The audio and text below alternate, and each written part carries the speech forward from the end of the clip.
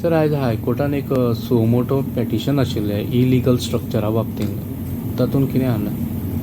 आज खुबश्या पंचायतीन कोर्टा कडेन टायम मागलो की कंप्लायन्स रिपोर्ट जे फायल करपाचे आसा आनी ते जे जे एक्शन तांणी घेवपाचें आसा जावं घेतल्या ह्या विशयीची म्हायती जी कोर्टाक दिवपाची आसा तो म्हायती दिवपाचो जो टायम लिमीट आशिल्लो कोर्टाचो तो एक्सटेंड करपाचो म्हणून तांचो रिक्वेस्ट आशिल्लो तो हायकोर्टान ताचो मान्य करून घेतलो आनी 6 विकाचो तांकां टायम दिला आनी ताजे उपरांत ही केस आतां 18 ऑगस्टाक दवरल्या फुडल्या हियरिंगाक.